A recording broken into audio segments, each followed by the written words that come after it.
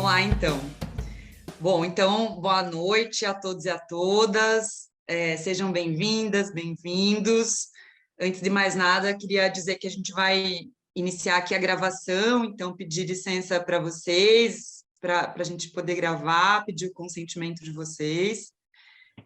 Queria dar as boas-vindas aqui a todos e todas que estão nos acompanhando nessa mesa de abertura do nosso encontro Cartografias, Ativismos e Remoções, Experiências pelo Mundo, né? Uma mesa de abertura que tem o nome Dispossessões e Resistências Territoriais na América Latina, Desafios Contemporâneos, e que, enfim, né, inaugura aqui esse encontro que se inscreve num conjunto de atividades que nós, como Observatório de Remoções, temos realizado, né, no contexto dos 10 anos de caminhada do Observatório, então tem um sentido também celebrativo desse percurso de 10 anos, mas, sobretudo, é um encontro que se pensa como um espaço de partilha, né, uma partilha das reflexões, das experiências, das leituras, das apostas, desse momento que a gente tem vivido, com conflitos políticos bastante específicos, em que acreditamos todas aqui, pensar junto é o único caminho possível. Então, queria dar as boas-vindas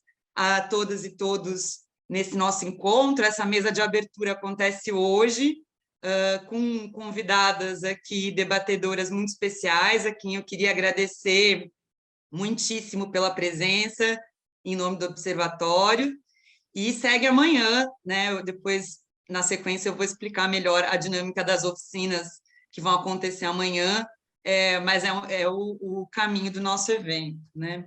Então, nessa mesa de abertura, né, nosso objetivo é um pouco discutir esses desafios teóricos, metodológicos, para entender esse momento de produção do espaço, de produção das nossas cidades, que traz, sem dúvida, né, algumas heranças das desigualdades já produzidas nas nossas sociedades desde tanto, mas também algumas novidades, né, em termos dos conflitos que estão colocados, dos agentes e dos processos que a gente tem acompanhado. Então, é esse convite a pensarmos juntos e debatermos, enfim, caminhos, possibilidades e apostas de futuro, quem sabe, né? A dinâmica desse momento aqui da mesa de abertura vai se dar da seguinte maneira: nós enviamos às debatedoras, a quem eu vou apresentar na sequência, né, algumas perguntas, num sentido de estimulá-las, evidentemente, fiquem à vontade para transcorrer as perguntas e perpassá-las como decidirem, né, mas a gente elaborou algumas perguntas, então eu vou convidar uma a uma para que façam sua fala a partir dessas perguntas que eu vou dividir aqui também com quem está acompanhando esse momento do encontro, né? Na sequência, depois da fala de todas as expositoras, vai haver um momento de debate com inscrições dos coletivos e dos colegas que estamos acompanhando aqui dentro do webinar e também com a participação de quem está realizando perguntas pelo chat, né? E aí devolvo a palavra as nossas convidadas e a gente consegue encerrar o debate, né? Então, queria desejar um excelente momento de diálogo para nós, renovar os meus agradecimentos aqui às nossas convidadas e também agradecer a algumas instituições que foram importantes no apoio da realização do evento, fundamentalmente a Fundação Rosa Luxemburgo, o Instituto Polis e a Pró-Reitoria de Pesquisa e Inovação da Universidade de São Paulo. Certo? Então, sem mais delongas, vou... Só um momentinho, Zi, só para avisar que quem quiser ouvir em espanhol... Perfeito. A gente está tendo tradução em espanhol e inglês, é só apertar o botãozinho aqui, é possível ouvir em espanhol e inglês, né? Só apertar no globinho aqui da faixa de baixo, em espanhol, inglês ou português, quem quiser pode ouvir nesse outro idioma. Perfeito. Então, de imediato, queria iniciar convidando a professora Raquel Ronick, que é professora da Faculdade de Arquitetura e Urbanismo da Universidade de São Paulo, também é coordenadora do Lab Cidade, coordenadora do Observatório de Remoções, autora de uma série de obras, Guerra dos Lugares, enfim, um conjunto de produções e reflexões para iniciar aqui as falas desse momento de discussão. E aí, considerando essa reflexão mais recente da professora Raquel, o que a gente pensou foi justamente pedir para que você, Raquel, falasse um pouco sobre as relações possíveis entre a financiarização da moradia e do espaço construído nas remoções e nos assentamentos populares, de que maneira essas escalas e esses processos se entrecruzam e como a gente consegue pensar esses dois movimentos do espaço de maneira conjunta ou de maneira entrelaçada. É isso, professora Raquel, fique à vontade. Olá, boa noite a todos, a todas que estão aqui. Muito obrigada por essa oportunidade de reflexão conjunta. Queria lamentar a ausência da Natália Mendonça, que, infelizmente, no finalzinho da gravidez, pegou Covid, está com febre, não vai conseguir estar com a gente hoje, mas está com a gente aqui também como uma referência. Bom, o que eu vou tentar colocar aqui é um pouco um panorama muito geral, assinalando que sim, nós estamos falando de um novo poder colonial, que não tem bandeira, que não tem rosto, mas ocupa o território, transformando paisagens e também transformando formas de vida. Eu vou chamar isso de neoliberalismo digital financiarizado, desculpa, mas acho que a palavra é muito comprida, mas não consigo sintetizá-la de outra forma, né? Na verdade, essas transformações, esse poder colonial, ele traz, né, novos significados sobre uma velha história de despossessão, de despojo e de ocupação extrativista nessa América Latina, que é uma das periferias do capitalismo, aonde nós estamos. E historicamente, esse modelo de dispossessão, essa velha história de dispossessão extrativista, historicamente mobilizou a ordem jurídica para definir como legítimas apenas os vínculos do território baseados no modelo da propriedade individual registrada através dos signos abstratos e matemáticos dos cadastros e residualizando, estigmatizando e criminalizando também os demais que não são a propriedade registrada no cartório. E as formas modernas, né, de exploração do território e subjugação da natureza destinadas à escala, né, de uma enorme escala, ampliar a escala da geração e acumulação de capitais, essas lógicas, né, sob a norma, o ordenamento jurídico do vínculo, modelo único da propriedade, é o que foi constituindo a nossa ordem. Mas estamos aqui nos referindo agora a transformações mais recentes, que articulam mudanças na economia política do trabalho, vou chamar genericamente da uberização, da produção, da circulação, da acumulação nas suas relações com o Estado. E isso é um elemento muito importante, a destruição material e simbólica, como aspiração, do estado de bem-estar social, sob o comando e hegemonia das finanças e dos tempos e formas da economia digital. A economia digital, essa compressão espaço-temporal, essa ditadura dos algoritmos, através do qual o capital é extraído, mobilizado, acumulado e investido nas apostas de valorização futura. Interessa aqui entender como o espaço construído ganhou um papel central na direção da concentração, né, dessa concentração de capital, através do processo que a gente chama de titularização, ou seja, na constituição e fortalecimento de mecanismos e instrumentos que permitem uma velocidade e uma escala inéditas de extração de renda dos espaços por fundos de investimento desterritorializados. Então, nós estamos falando de um movimento de entrar e sair dos espaços, onde o próprio espaço é um elemento agregador e definidor de valor, mas, ao mesmo tempo, as suas definições circulam num âmbito absolutamente desencarnado, desalmado, desterritorializado. Eu não preciso dizer aqui dos efeitos desastrosos dessa captura dos territórios no aumento dos processos de dispossessão pelo mundo.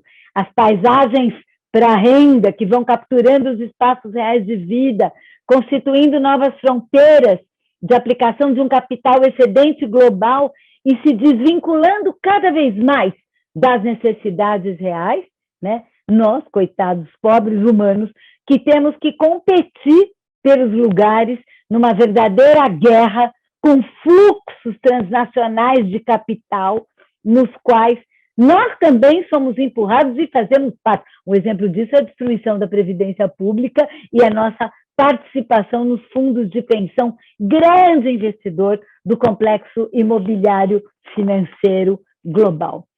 Agora eu aterrizo nos territórios populares latino-americanos. Aqueles que já são fruto de dispossessão, desde a migração do campo para a cidade, dos espaços tradicionais de vida para o processo de urbanização, mas também da autoprodução do habitat, permanentemente negociada com o Estado, entre o seu aparato normativo, sua força repressiva e a sua gestão pela política discricionária e clientelista. Aqui também estamos falando, né? Aqui também estamos falando sobre o enraizamento de um modelo excludente, que é esse que eu acabei de me referir, que opera a partir de regimes de transitoriedade permanente e negação de cidadania plena, a era neoliberal digital financiarizada do capital também se produz.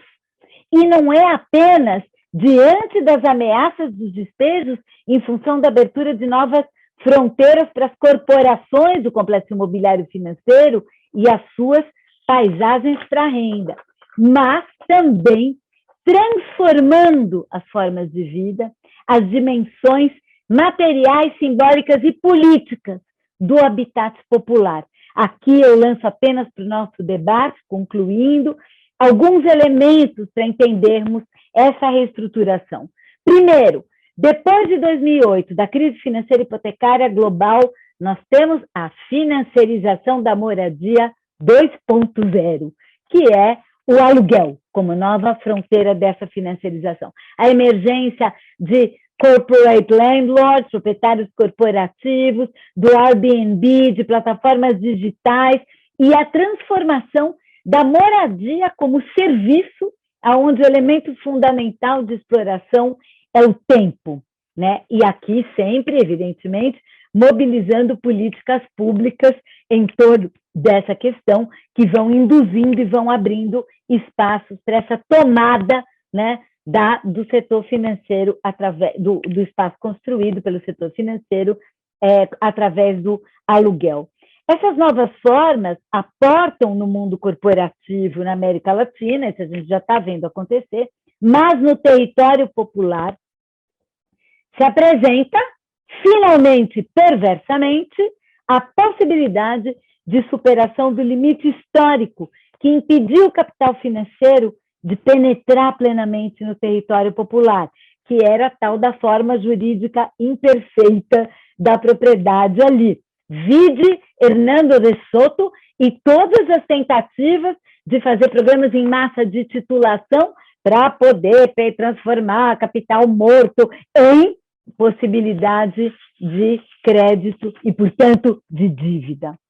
Agora, para poder alugar o espaço, como não precisa de prova da sua propriedade registrada, plataformas digitais também podem entrar e operar e extrair renda a partir da mobilização desse estoque autoconstruído.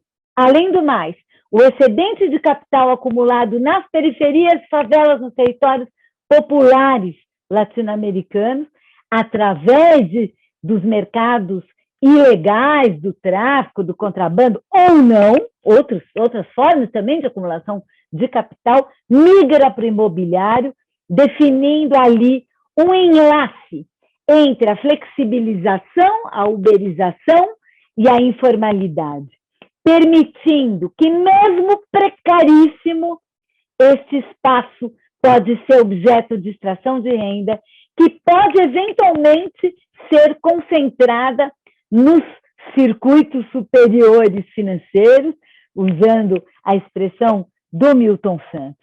Aqui é necessário entender a natureza desses regimes de gestão privados que se constituem nos territórios populares, essas verdadeiras PPPs, né, que se estabelecem aqui, aonde controles do estoque construído ou a construção de um novo estoque opera entre formas violentas de controle territorial, por facções, por milícias ou assemelhados, na relação com o Estado, através da polícia ou através dos políticos, que ali nesse espaço também continuarão investindo em infraestrutura em troca de votos, ou vouchers de aluguel, em políticas de aluguel pública, etc., mas também com o capital, através das fintechs e as novas financeiras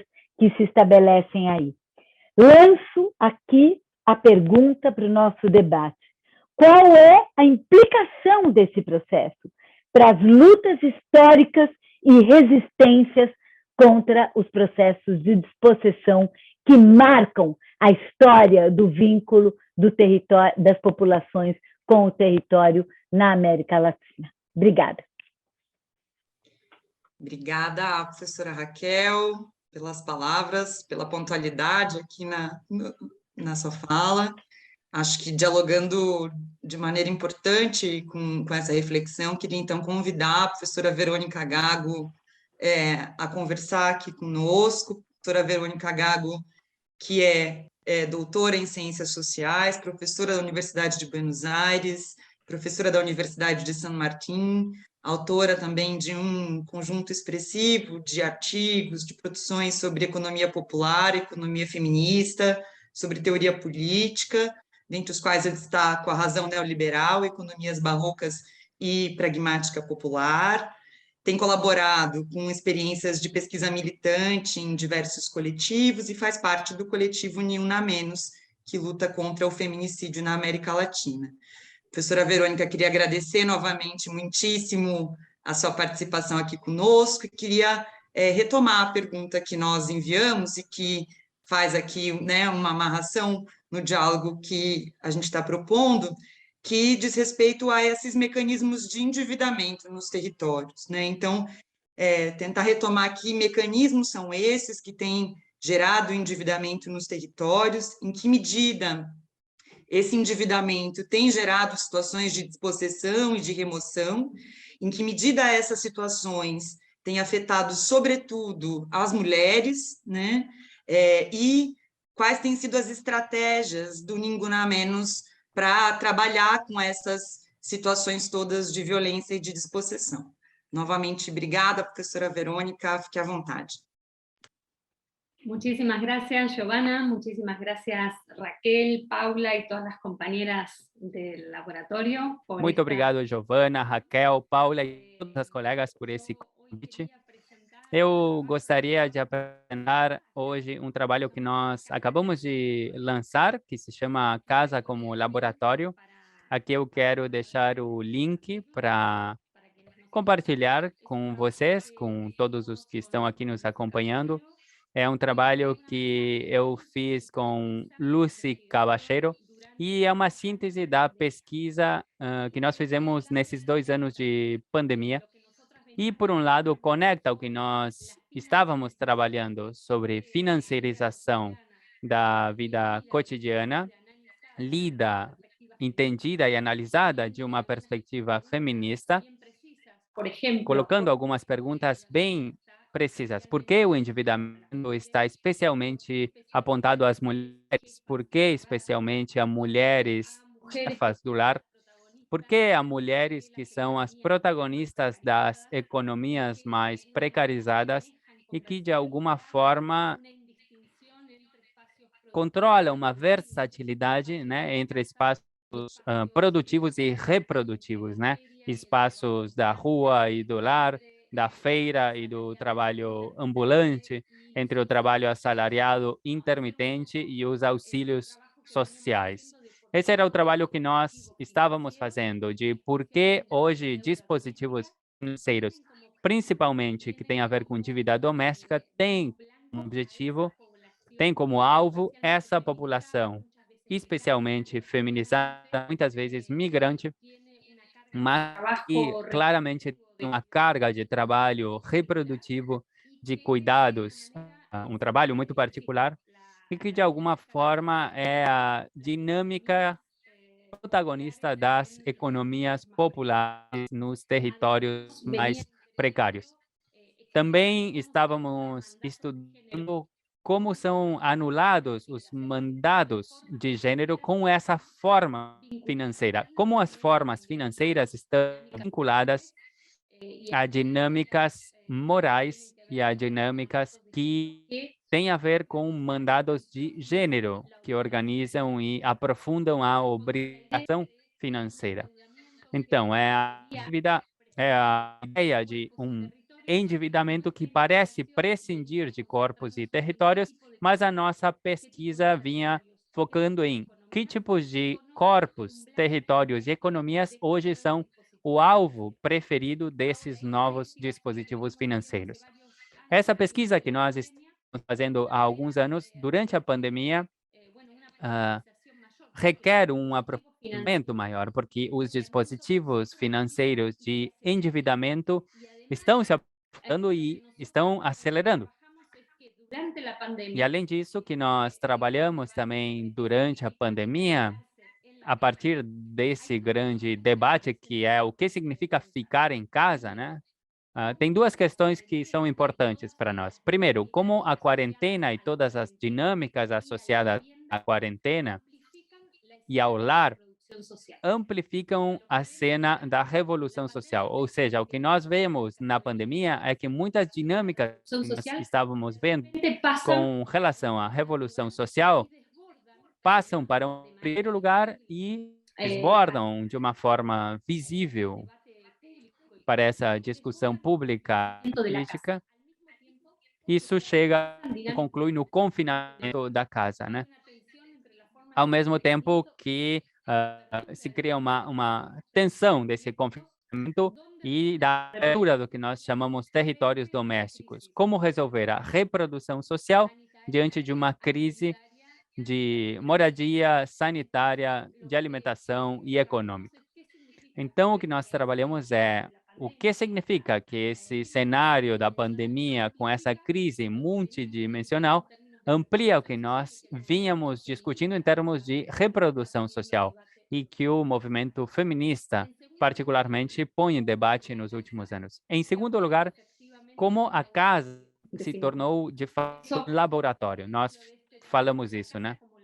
O título desse trabalho é A Casa como Laboratório, porque a casa, esse espaço em disputa, é justamente um contraponto para pensar contra a ideia de que a casa é o espaço não produtivo, o espaço fechado, do enclausurado.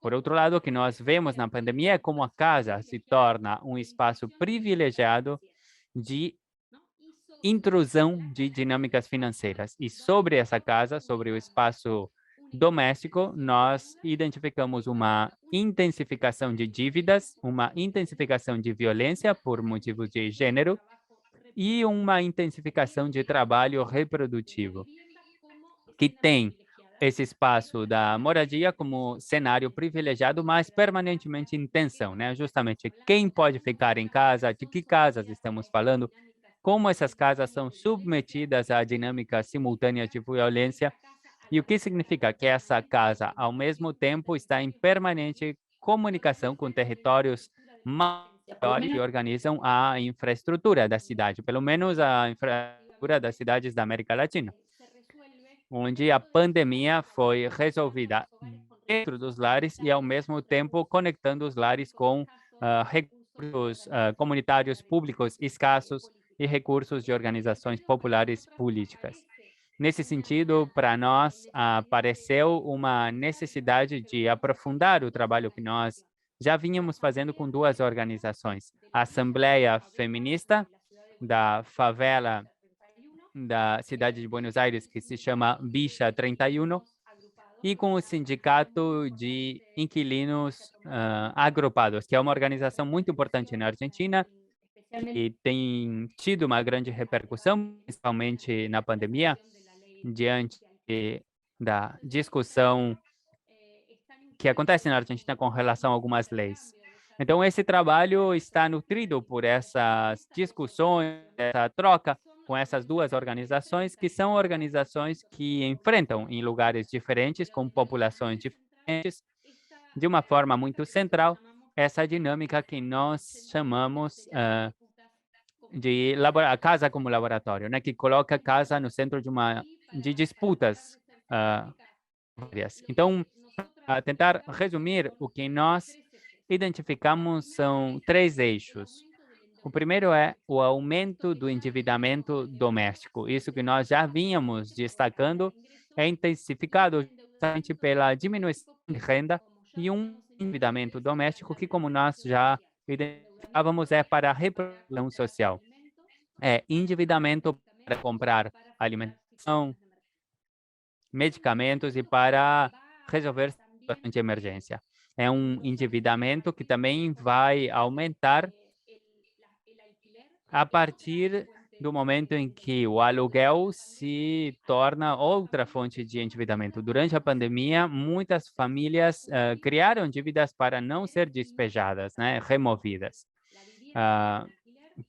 Então, a moradia em aluguel se torna outra fonte de endividamento diante dessa diminuição de renda.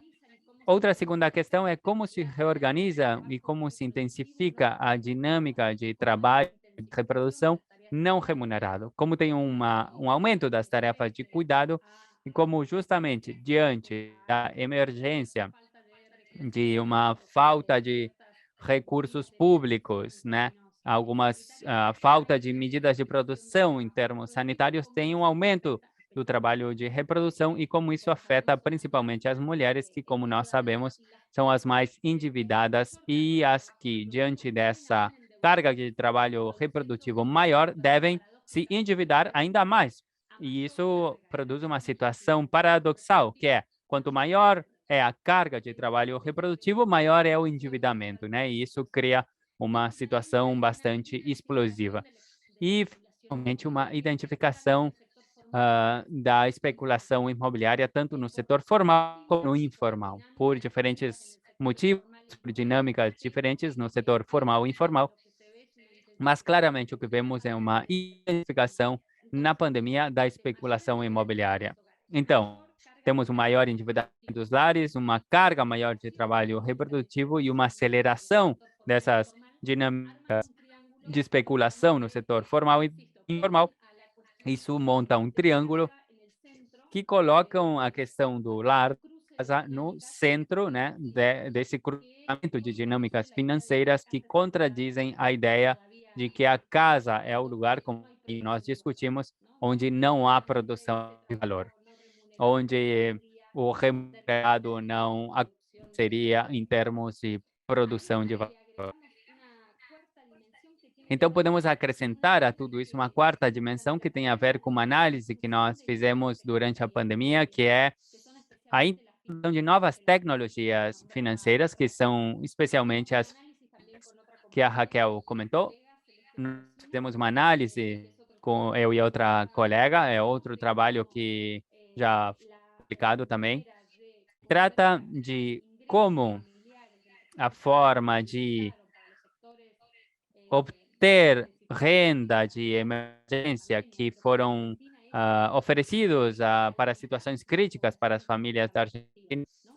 E isso incluiu a metade da população economicamente ativa, né? E isso colocando um novo cálculo sobre qual era a população que se via nessa situação na pandemia. Então, ofereceu, né, esse auxílio direto para enfrentar essas urgências, e isso foi feito através de novas plataformas financeiras. Temos uma disputa que nós discutimos, que é entre bancos públicos e empresas privadas, pela captação das tecnologias financeiras para criar essas vias de auxílio social. E a isso se soma uma virtualização maior das transações, das compras, né, de um modo geral. E o que nós constatamos é que essas plataformas financeiras abriram canais, aumentaram as fronteiras para novas dinâmicas. Diante dessa digitalização e um número muito maior de transações no telefone, por exemplo, então, para muitas pessoas apareciam, sem elas mesmas saber, alguns créditos que acontecia quando elas faziam um clique para pagar o gás ou a luz, né? Então, vemos uma aceleração de uma dinâmica de inclusão nos lares através dos telefones feito por essas plataformas financeiras novas.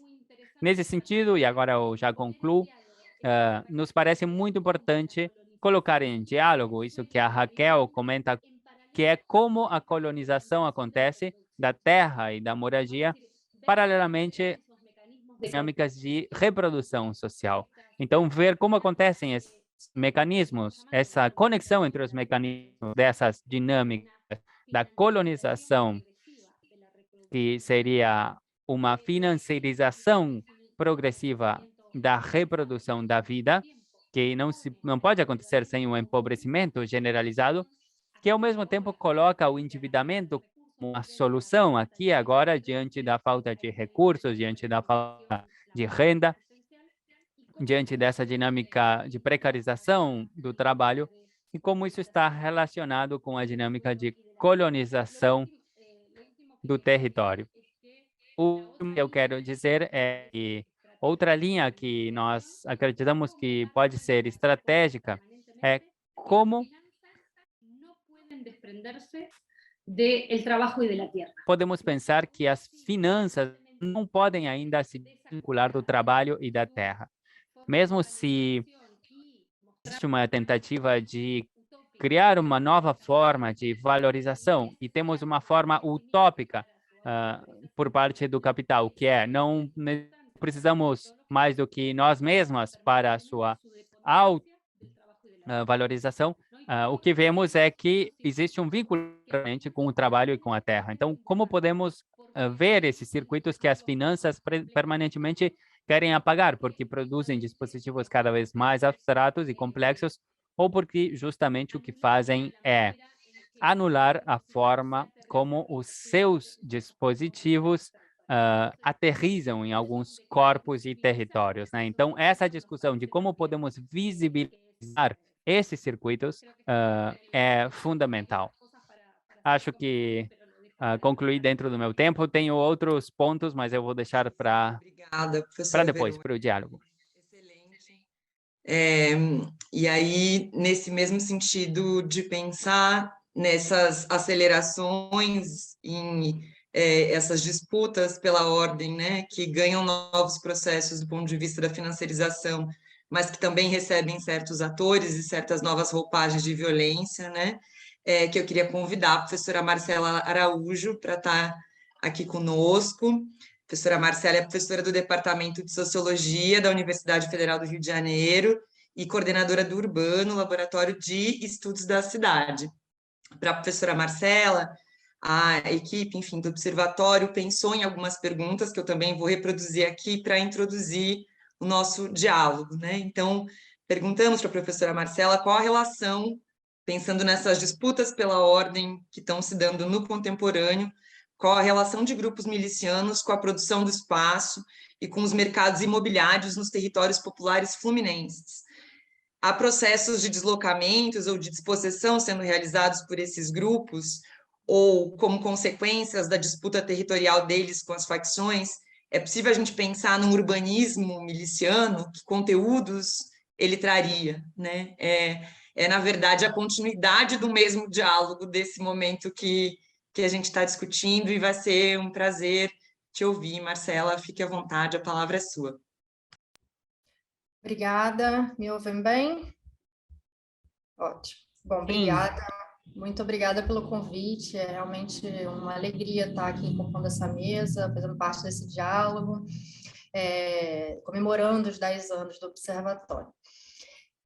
Bom, eu fui solicitada a discutir um tema quente, difícil, né, da ordem do dia, e eu gostaria de começar propondo que a gente pense, discuta as milícias no plural. Isso porque vários pesquisadores vêm se dedicando a estudar o tema e têm feito descrições múltiplas das histórias de formação das milícias aqui na cidade do Rio de Janeiro e também na Baixada Fluminense. Algumas, como alguns lugares que eu conheço melhor, na Zona Oeste, a milícia nasceu da própria organização de moradores. E aqui eu estou falando de muitos policiais moradores, né, que organizam a provisão de segurança para si mesmos e seus vizinhos.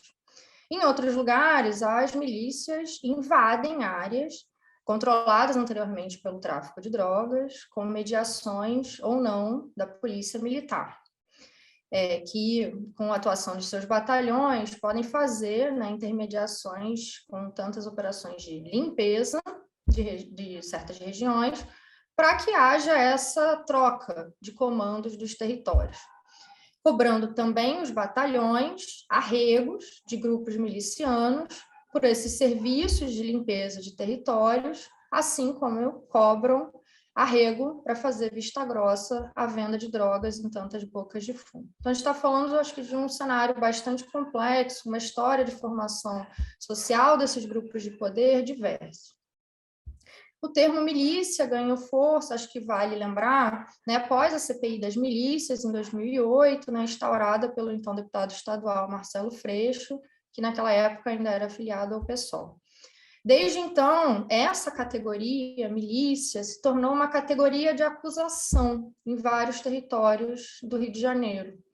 Em Campo, eu já ouvi, né, uma fala de um presidente de associação de moradores dizer que, bom, aqui, nesse território, não tem milícia. Milícia lá em Campo Grande, fazendo referência a outro bairro da Zona Oeste, de onde sai a Liga da Justiça, né, um modelo de organização de grupos milicianos que foi muito visado pela CPI.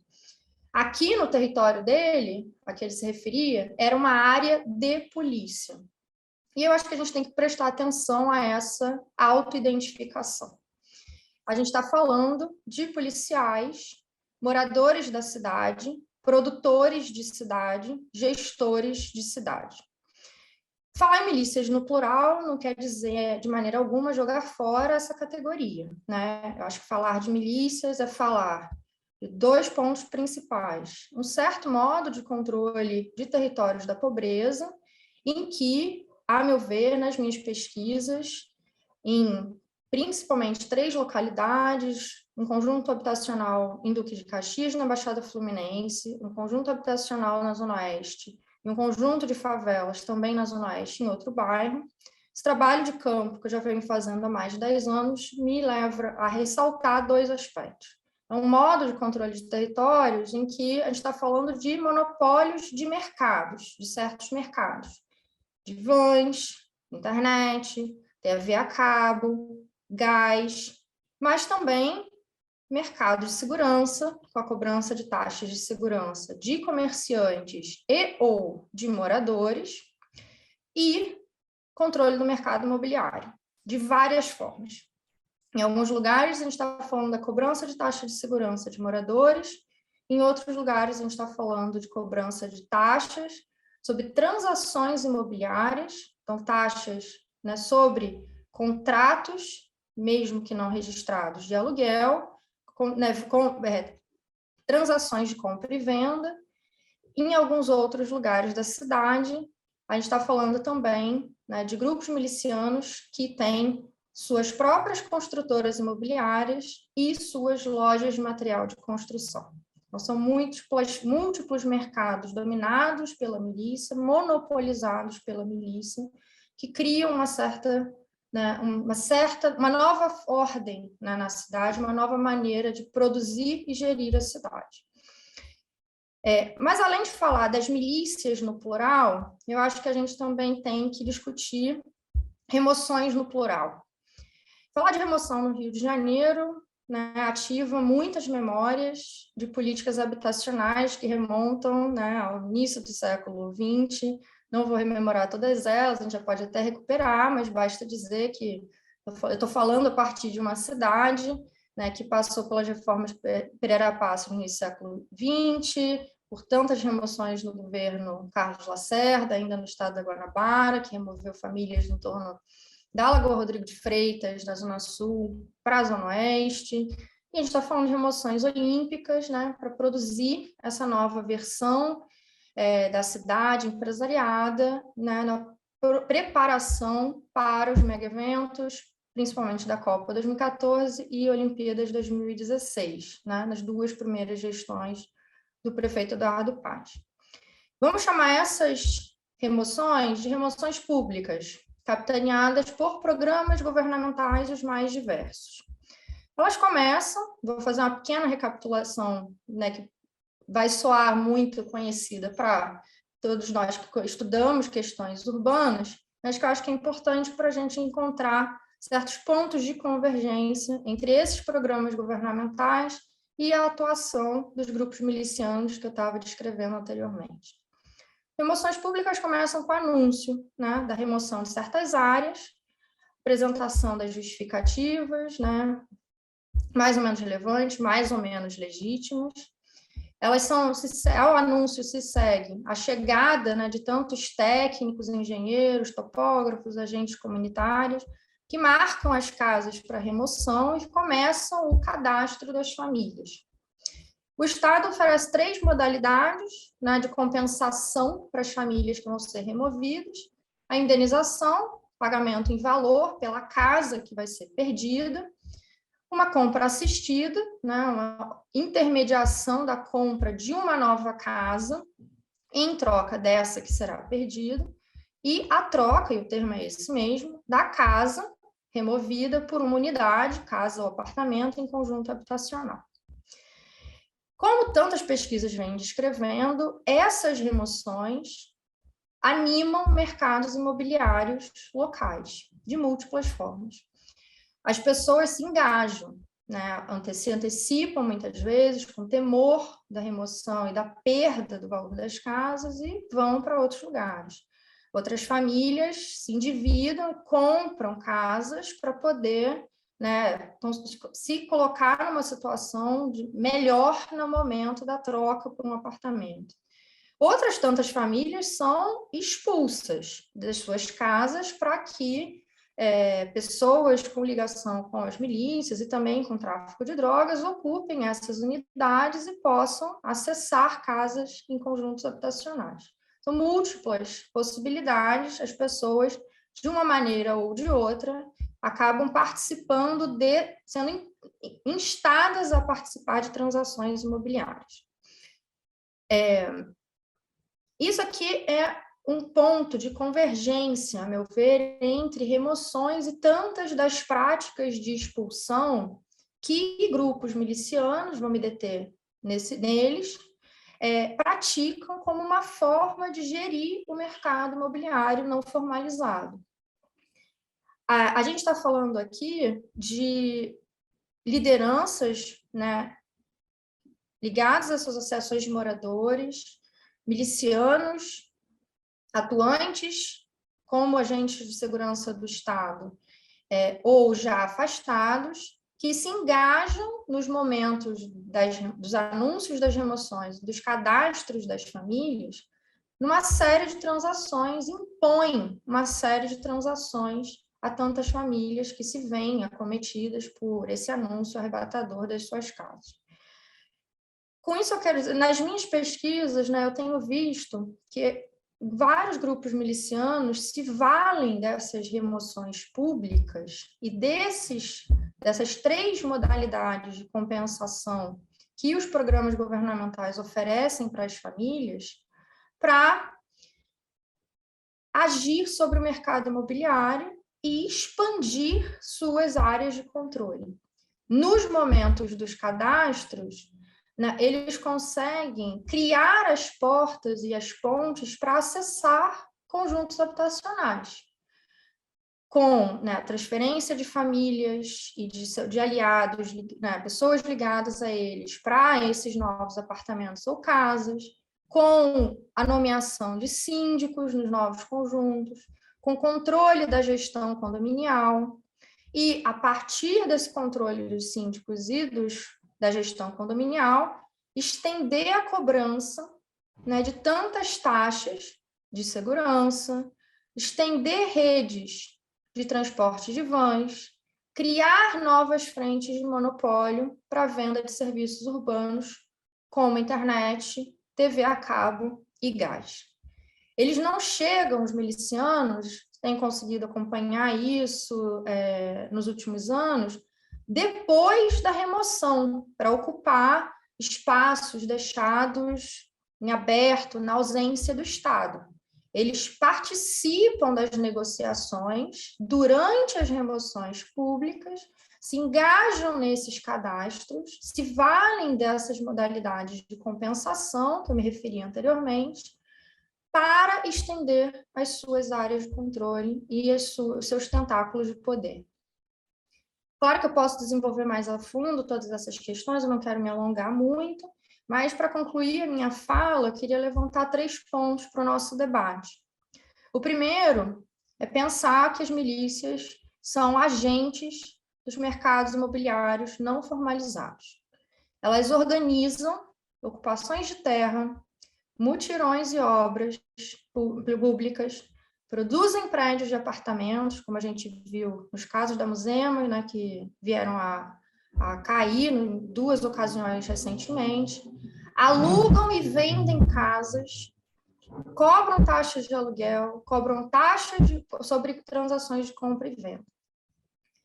A gente tem que olhar com cautela para esses mercados imobiliários não formalizados, para a gente não criminalizar a moradia popular.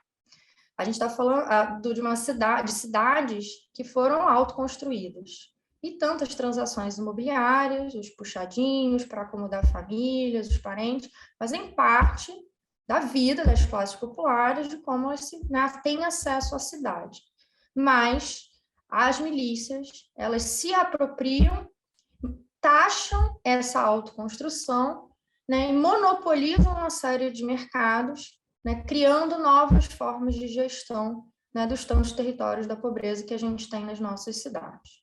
O segundo ponto que eu queria levantar é que as expulsões, como são referidas, mas a gente pode pensar também como remoções, fazem parte de um modo de gestão das milícias sobre esses mercados imobiliários não formalizados.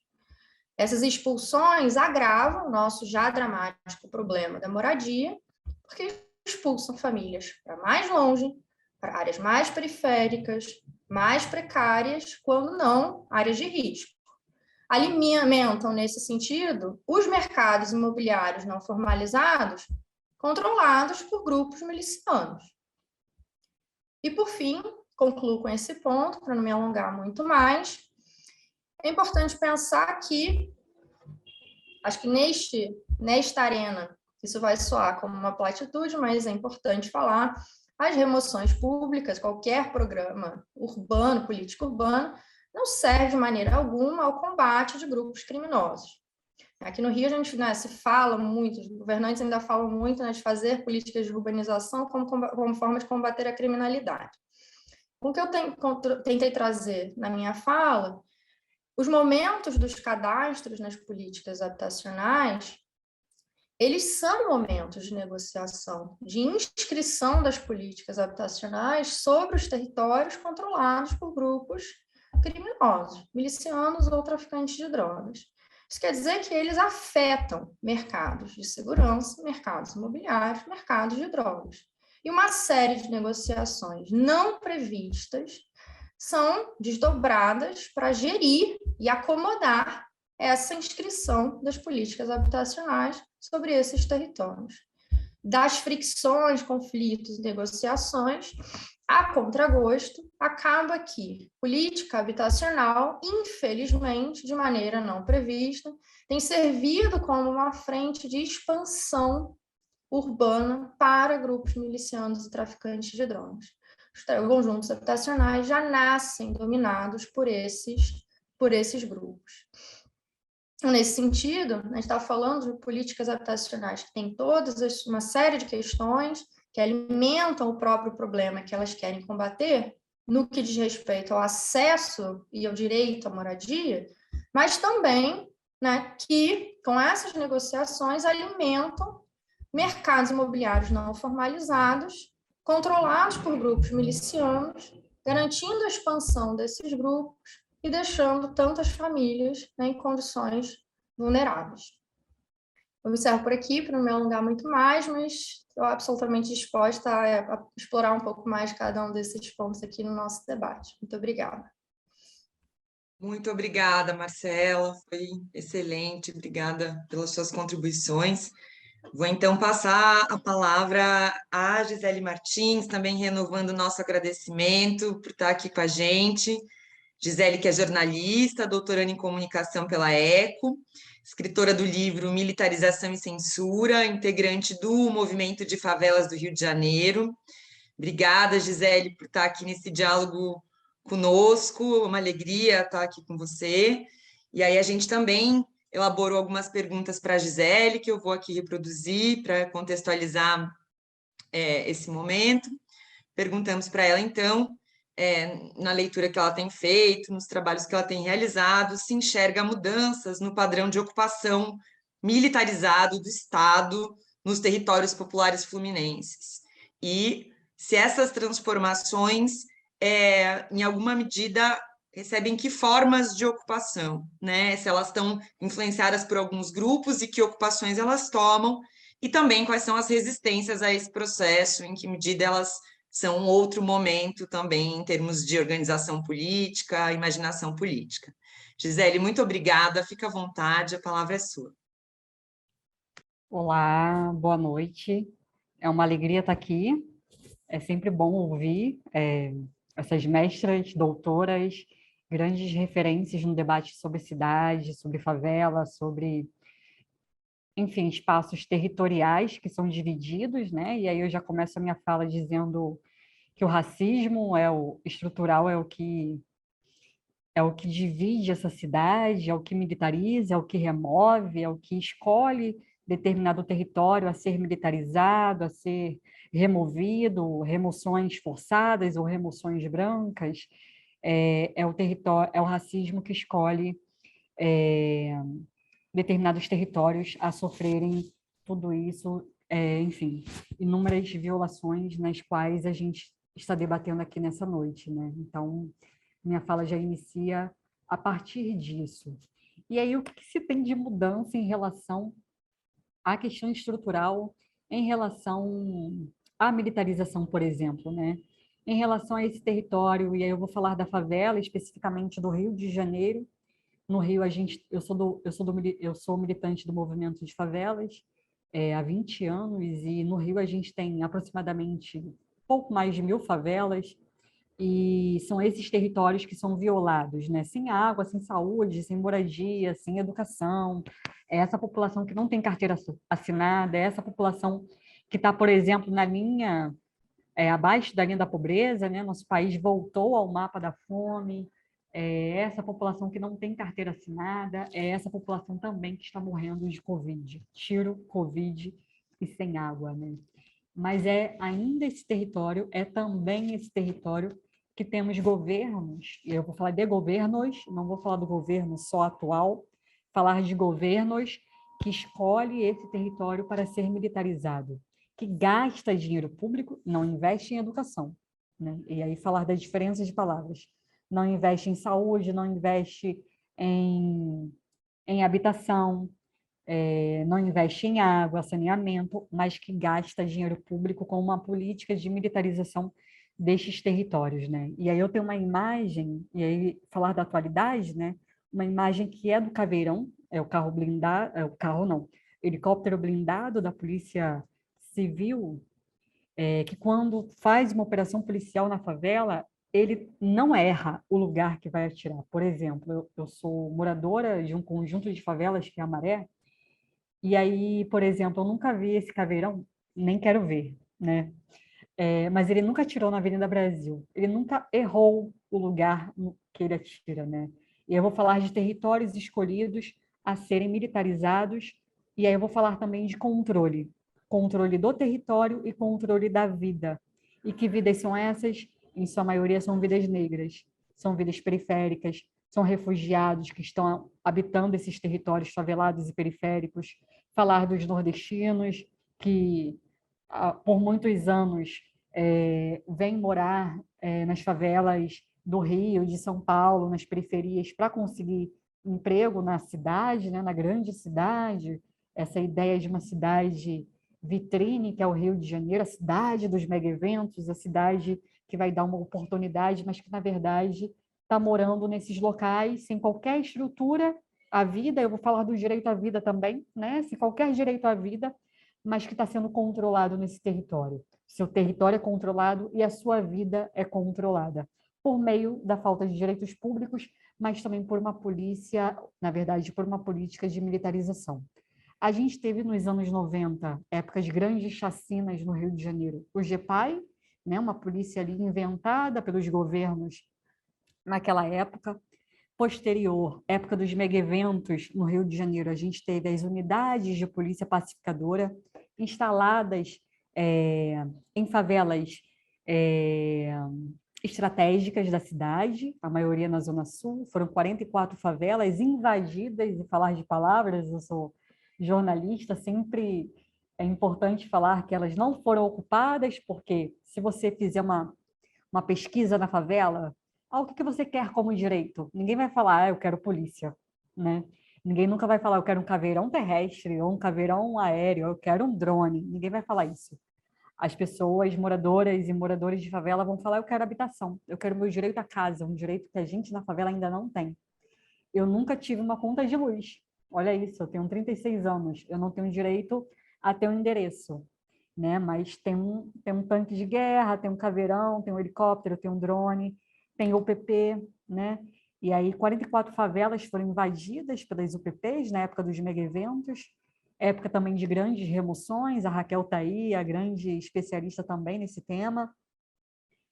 Posterior a isso, aliás, junto a isso, a gente teve favelas escolhidas também para serem militarizadas por polícias federais, como a Maré, como o Alemão. A Maré, em 2014, época de Copa do Mundo, a gente teve um aumento dessa militarização com o exército brasileiro invadindo esses territórios, né? A Maré foi invadida pelo exército, e aí, de novo, voltar aos números e voltar ao que a gente tem como direito, entre aspas, né? Eu tive um soldado para cada 55 moradores da Maré, mas eu nunca tive um médico ou um professor para cada 55 moradores da Maré. Isso é um dado importantíssimo. Eu tive, na minha história de vida, um soldado para cada 55 moradores da Maré. Eu nunca tive um médico ou um professor. Época de pandemia, eu nunca tive um médico ou um assistente social ou um enfermeiro para cada 55 moradores da Maré. E a nossa população na Maré é de 140 mil moradores, né? Isso é um dado muitíssimo importante para ver, de novo, o controle da vida e o controle deste território. Estou falando do território da favela, mas a gente pode ampliar isso para os quilombos, para as aldeias indígenas, né? E o rural também. Ou as ocupações urbanas, de prédios urbanos, nas periferias e nas favelas também, nos grandes centros, que também são militarizados também. E aí, na Maré, a gente teve essa grande invasão desse exército, a gente teve remoções, com tanques de guerra cercando casas, a gente teve exército substituindo professores dentro das escolas, E aí, em 2018, o que a gente tem? A Maré, na verdade, foi um grande laboratório de uma política de militarização. Em 2018, a gente tem todo o Rio de Janeiro com o exército. E aí, de novo, falar quais os territórios que tiveram tanques de guerra em 2018. Não foi Copacabana, não foi a Gávea, não foi o Leblon, não foi o centro da cidade. E nem tinha que ser, não tem que ser, né? Mas foram as favelas e as periferias, militarizadas, com tanques de guerra, com o exército atuando nas favelas, com as polícias civil e militares. E aí falar de um dado muito importante também, que quando o exército, as polícias cometiam operações policiais nesses territórios, até hoje a gente se pergunta quem matou, quem fez tal chacina, porque ficou um jogando a responsabilidade para o outro. Isso é o Rio de Janeiro de 2018, época do tal golpe, né? E aí falar que a Maré foi um laboratório. Em 2018, a gente tem todo o Rio de Janeiro militarizado. Hoje, a gente tem todo o nosso país militarizado, independente de território, né? Mas que, óbvio, quem mais vai sofrer com fichamentos, com prisões, com chacinas, é, de novo, esses lugares em que tem uma maioria negra, indígena, rural, quilombola. E aí, falar do Rio de Janeiro hoje, para terminar minha fala, que já passou de 10 minutos, é falar desse Rio de Janeiro que, de novo, está pensando numa eleição, no momento de uma extrema-direita no poder, e está pensando sempre no jogo de ganhar essas eleições. As empresas de fake news ajudam, mas tem uma política de segurança pública que, para a favela, é de militarização, eu diria que não é segurança pública. Talvez o asfalto tenha segurança pública, porque ninguém é assassinado, nem tem que ser, tá, gente? Pelo amor de Deus. Mas eu diria que na favela a gente tem uma política de militarização. E é com essa política de militarização que os governos estaduais do Rio de Janeiro ganham eleições, na ideia de que estamos apaziguando ou resolvendo um grande problema que é do varejo, que é do tráfico de drogas, na promessa de que, ó, cidade, estamos resolvendo um problema. E esse problema sou eu. Esse problema são os meus irmãos. Esse problema é a juventude negra que está morrendo, que está encarcerada, que está sem oportunidade de trabalho, que está fora da escola, principalmente nesse momento ainda de transição de uma quase não mais pandemia, mas que ainda é pandemia, né? E aí falar de cidade integrada como novo modelo de segurança pública ou de militarização que já está sendo implementada nas favelas do Rio de Janeiro. De novo, os governadores do Rio de Janeiro querem ganhar eleições a partir de uma política de militarização. E é esse governo atual que, de novo, volta com as grandes chacinas no Rio de Janeiro. Só esse ano só o governo atual tem 40 chacinas nas costas, nesse um ano, e são as chacinas mais sangrentas da história do Rio de Janeiro. Chacinas com 29 pessoas assassinadas e não mortas ocorriam na década de 90. Lá nas décadas de 90, no pós-ditadura militar. E hoje, na dita democracia, que a gente já não sabe mais se vive ou não numa democracia, sendo que a favela nunca experimentou essa palavra, né? Nunca consegui entender, nunca saboreei a democracia. Esse território favelado, periférico, negro, do campo, quilombola, indígena, que está sendo, de novo, colocado para jogo com promessa de ganhar eleições a partir do controle dessa população. Então, para terminar minha fala, colocar que esse modelo de militarização não é só local. E a gente está falando de América Latina, as polícias, e a gente está falando também disso global, né? As polícias militares do Rio já treinaram em Israel.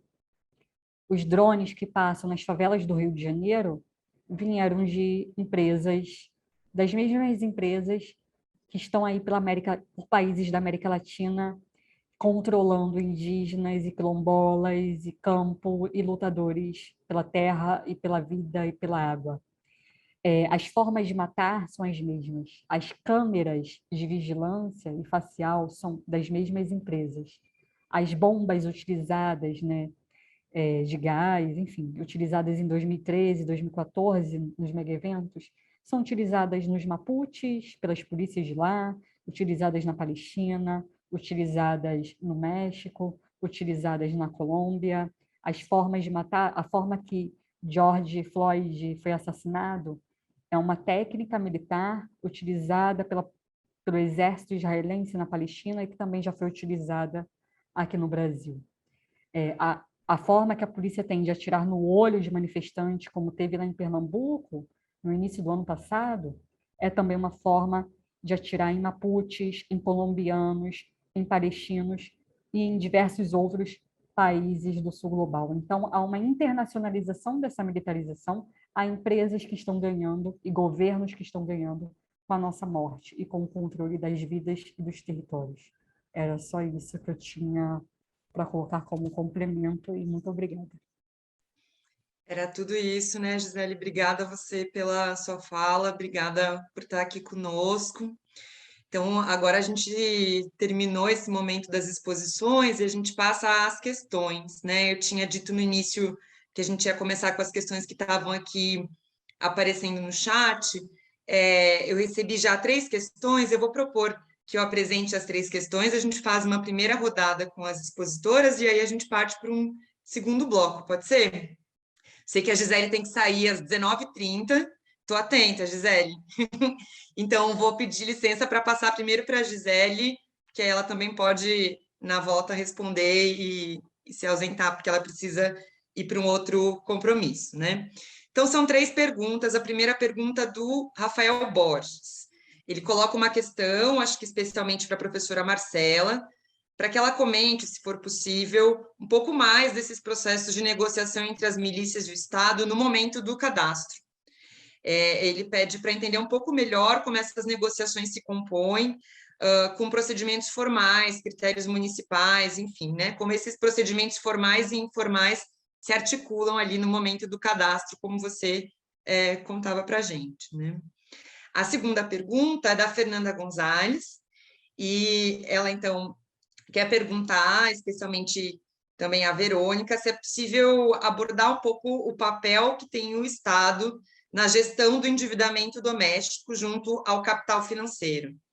E diz que é muito enriquecedor ouvir a todas vocês. Acho que, Verônica, ela pergunta, então, especialmente em relação ao Estado, como ele atua como intermediador diante do capital financeiro para o endividamento. Talvez a Verônica tenha travado, mas, enfim, depois eu posso repetir a pergunta também. E aí, por último, e acho que tem também muito a ver com a fala tanto da professora Raquel quanto da Gisele, né? A Isadora Guerreiro pergunta como é que a gente pensa as resistências, né? Tomado todo esse contexto aqui que a gente construía, tanto de intrusão dos conflitos nas casas, né? Como a Verônica nos colocou, quanto nessa conjuntura de milícia e militarização, como é que a gente pensa processos coletivos em territórios controlados, que eu acho que é, de fato, um grande X da questão para a gente pensar futuros que estamos precisando, né?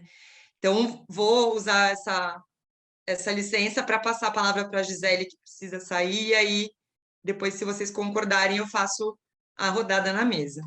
Certo? Gisele, por favor. Olá, então... Tem uma questão para a Gisele. Fala aí, Raquel. Que veio.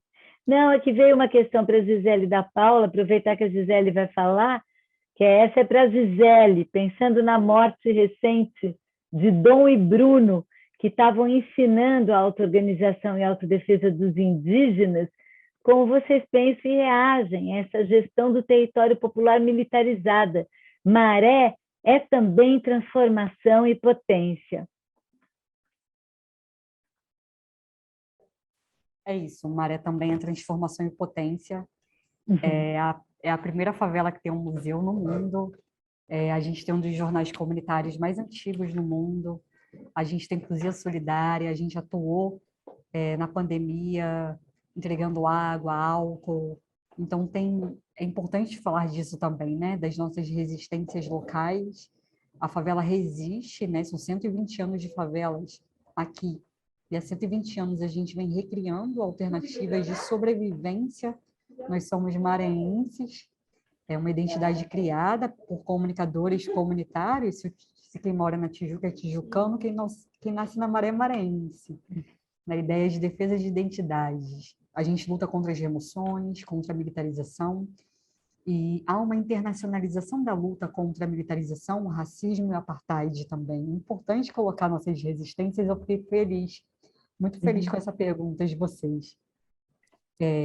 A gente vem se conectando, movimentos de mães, familiares e de favelas e comunicadores com movimentos que vêm lutando em toda a América Latina, em todo o sul global, contra essas empresas e contra esses governos da morte.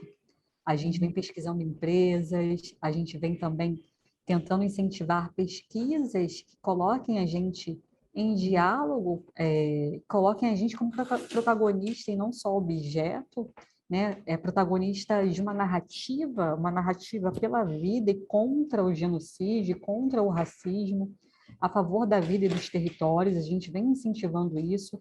A gente vem tentando tornar tudo isso memória também. É muito importante a gente tornar nossas lutas, tanto os ataques contra tanto a militarização, mas também nossas lutas como memória. A gente vem construindo há 6 anos o Julho Negro, uma atividade internacional que conecta movimentos de favelas do Brasil, que conecta a população mapuche, que conecta colombianos que lutam contra a militarização no território, chilenos, argentinos, sul dos Estados Unidos, palestinos, israelenses também, pró-Palestina, indianos, enfim, vários países em contato para a gente se conectar também. Uma grande frase que a gente utiliza é: se os estados terroristas internacionalizam a militarização, o racismo e o apartheid, é papel nosso lutar contra a militarização, o racismo e o apartheid pelo direito à vida.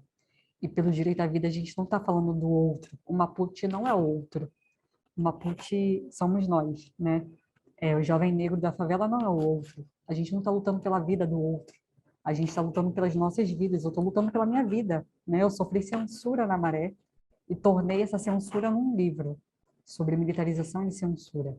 A luta por liberdade de expressão na favela da Maré. Então, se outros escrevem sobre mim, eu também posso escrever sobre mim. Só que eu não posso escrever sozinha. Acho que essa conexão que está aqui, por exemplo, é importante. A favela não anda sozinha. A gente precisa de cada um aqui em conexão com a nossa luta, porque a gente já está num lugar muito vulnerável. Estamos, né? Hoje, no Brasil, estamos todos. Mas a gente precisa se conectar cada vez mais nessa luta. Eu agradeço muito a oportunidade de estar aqui nessa abertura dos 10 anos com vocês. Muito obrigada. Eu quero estar mais em contato com vocês também, aprendendo. A gente que agradece, Gisele. Então, agora eu vou propor a rodada, porque eu acho que tem perguntas que tocam as 3 falas. Vou seguir a ordem, então, passar para a professora Raquel, depois para a Verônica e depois para a Marcela, pode ser? Raquel? Desculpa, passa para a Verônica e para a Marcela, porque eu acho que tem perguntas mais dirigidas para ela. Eu posso falar numa segunda rodada. Maravilha. Verônica, acho que você caiu um pouquinho no momento da pergunta, não sei se você conseguiu recuperar. A pergunta era da Fernanda e ela pedia para você falar um pouquinho sobre o papel do Estado nessa conexão com esse momento de financiarização.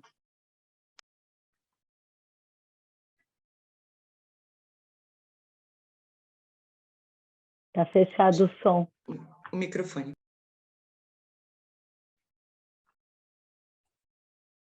Muchas gracias por reponer la pregunta. Muito obrigado por responder a pergunta, porque eu fiquei sem internet 2 vezes. No caso do vínculo entre o Estado e o endividamento, temos que pensar numa genealogia. Aqui eu estou trabalhando tem a ver com a partir de que momento na Argentina se estabeleceu esse vínculo entre as formas da bancarização dos auxílios e os recursos do Estado. Quer dizer, quando tem uma individualização e bancarização dos auxílios, né, sociais. Isso acontece já há 10 anos na Argentina. A questão é como essa bancarização dos auxílios vai criando diferentes dinâmicas. Então, em algum momento, são um motor para o consumo popular. Então, essa bancarização e esse vínculo entre subsídios, né, auxílios, alimenta um tipo de consumo popular apontado para alguns bens de consumo. Em outro momento, quando a situação econômica é mais crítica, que tem a ver com ciclos políticos também entre os governos progressistas e as derrotas desses governos progressistas, que daí o governo fica nas mãos de direita, né? Da direita. Durante o governo do Macri, por exemplo, tivemos um novo endividamento com o FMI. Então, esse vínculo entre bancarização, auxílios sociais e consumo popular, isso muda, porque esse consumo não vai estar pensado para consumo de bens, mas para reprodução social. Então, essa mudança tem a ver com ciclos políticos e com as formas de consumo, que têm diferentes destinos, diferentes alvos em diferentes momentos políticos. Então, no caso específico da pandemia, que é o último contexto que nós analisamos, as perguntas que nós fazíamos, eu, a Lucy Cabagé, a Celeste Perosino, era o que significa que agora, no meio da crise, o Estado queira uma inclusão financeira. Nós temos um contexto marcado pela aceleração de um circuito de valorização financeira que são responsáveis pela pobreza e as remoções, né? Então, como eles querem negar uma condição estrutural quando falamos de inclusão financeira? Essa é a política que nós fazemos essa pergunta que nós fazemos para as políticas públicas. A segunda questão é que essas ajudas, esses auxílios bancarizados, foram acelerados durante a pandemia porque foram acelerados os processos de precarização. E a nossa pergunta é, o que vai acontecer com essa população que agora foi incluída financeiramente quando não tiver mais esse auxílio do Estado? E esse auxílio era somente de 3 meses, porque foi uma condição do FMI, do Fundo Monetário Internacional, né? Então, esses canais criados por plataformas financeiras para esses auxílios, né, pontuais, como é que isso vai ser ocupado? Quais outros fluxos financeiros que vão ocupar isso quando isso acabar? Então, aí vemos como o Estado funciona criando, cavocando esses canais para circuitos financeiros, acelerando esse vínculo entre auxílios, programas públicos para momentos de urgência, né? Muitas vezes com financiamento de organismos multilaterais de crédito e depois o corte desses auxílios, né? Essa é uma situação muito complexa. Por outro lado, isso também destaca a dimensão geopolítica. Podemos perguntar quais são os organismos multilaterais que financiam essas políticas públicas que vão acelerar um endividamento nos lares mais precarizados, né? E tem outra questão que temos que discutir, que é como os estados tentam sair das crises com essas políticas que também já fracassaram, né? Como políticas de inclusão financeira. E então, isso volta a se usar como se os fracassos não existissem, mas se realizam em condições piores, né? Então, essa figura que nós usávamos de fronteira, eu acho que aí a linguagem da invasão e colonização não são metáforas. Acho que isso deve ser discutido, porque muitas vezes as pessoas acham que nós usamos essas imagens como se falássemos em metáforas, né? Imagens que podem ser visualmente impactantes. Mas eu acho que, de fato, os processos de invasão, titularização e colonização em função das dinâmicas de violência que representam, por todo o aparato jurídico que representam e pelo tipo de exploração do trabalho que representam, não são metáforas. Então, eu acho que essa é outra discussão que podemos fazer sobre esse vínculo, Perfeito, dinâmicas obrigada. com as políticas públicas. A palavra à Marcela, e vou fazer um adendo de uma outra pergunta que surgiu aqui, Marcela, em concatenação com aquela primeira, que queria entender um pouquinho melhor o momento do cadastro, como um momento específico. Então, o Pedro Lima falou que, pegando carona com essa pergunta anterior, ele queria perguntar em que medida e se, né, as milícias e os seus representantes não só negociam com o Estado nos momentos do cadastro, mas também participam ativamente da formulação de políticas habitacionais, se você, por acaso, estudou ou transita por algo nesse sentido. Obrigada. Obrigada pelas perguntas. Primeiro, eu tenho que dizer que as minhas pesquisas sobre políticas habitacionais, elas são feitas com as agentes comunitárias. E essa figura é bastante interessante, particular, porque são, em muitíssimos casos, moradoras, e aí tem gênero bastante marcado, moradoras de favelas, loteamentos, periferias, contratadas para, né, atuar como agentes do Estado.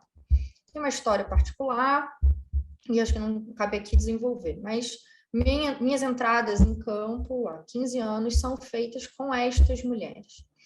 E aí eu acho que a gente consegue entender muito da complexidade que elas enfrentam nas horas de negociar com tantos poderes locais, recuperando uma fala muito recorrente entre as agentes comunitárias sobre o que é o seu próprio trabalho, o que é fazer o trabalho social das políticas urbanas. Elas dizem com recorrência que, enquanto Estado, elas mentem para os moradores, mas, enquanto moradoras, sofrem com as mentiras que elas mesmas contaram.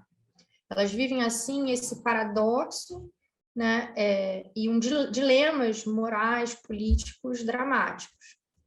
Acho que tem que colocar isso para a gente entender que é a partir destas pessoas, em posições bastante vulneráveis, que encontram na atuação em políticas públicas trabalho, são estas mulheres que negociam na hora dos cadastros. Primeiro, é importantíssimo frisar que essas negociações acontecem com arma na mesa. A gente está falando de um enquadramento bastante violento. A violência, o uso da força está sempre ali no horizonte de possibilidades. Para contornar que se deflagrem conflitos violentos, elas e traficantes de drogas e milicianos organizam uma série de frentes. Por um lado, negociam nos cadastros os nomes, né? Elas, enquanto detentoras da caneta, cadastram no papel, né? Nas suas pranchetas, nomes de pessoas ligadas à milícia, para me reter apenas a esses grupos, para que elas ganhem apartamentos, muitas vezes casas. Em alguns casos, negociam também a nomeação dos síndicos nos encontros que antecedem a mudança das famílias e que são encontros mediados pelas agentes comunitárias. Tem uma série de... aqui eu estou falando desse momento, né, do encontro do Estado, quando o Estado assume cara e corpo e assume, através, né, da contratação de moradoras de favelas para atuar como a sua frente de entrada, circularidade, capilaridade nos territórios, e que criam, né, estas pessoas criam interações, armam negociações ali, face a face, com traficantes, donos de morro, milicianos, né? O momento da interação face a face entre o Estado e esses grupos criminais. Uma interação que é assimétrica, é sempre, né, assombrada pela possibilidade do uso da força. Mas o que se faz nessas negociações? Uma possibilidade é isso.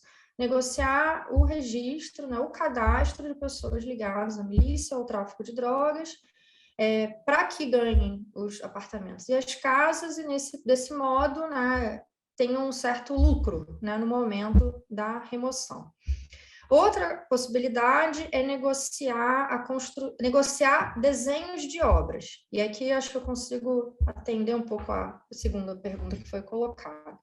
Não é que, né, os milicianos, os traficantes, realmente sentem para desenhar a política urbana, mas conseguem, né, nestas reuniões, nestes encontros, nessas negociações com agentes comunitários, pressionar por redesenhos de obras, por mudança no traçado das obras, por construção de áreas de comércio, de mercados nos conjuntos habitacionais, por mudança do local de instalação, né, da rede elétrica, que não fique próxima à boca de fumo. Então, essas negociações na obra, entre agentes, que envolvem, né, as agentes comunitárias, os próprios trabalhadores da construção civil, engenheiros técnicos dos governos e, bom, os próprios, né, as próprias figuras mais fortes, né, do tráfico ou da milícia, acontecem esses momentos de encontro em que as obras vão ser negociadas e, consequentemente, né, a política vai ser produzida de uma outra forma. Então, acho que, nesse sentido, dá para a gente pensar que eles atuam realmente, né, negociando a própria política. Além disso, também, isso é um ponto importante, várias desses milicianos e, bom, presidente de associação de moradores ligados à milícia, organizam, né, espaços de discussão com parlamentares, com subprefeitos, com, bom, funcionários da burocracia estatal, para realizar tantas dessas negociações, né, dos impactos das obras sobre os seus territórios também.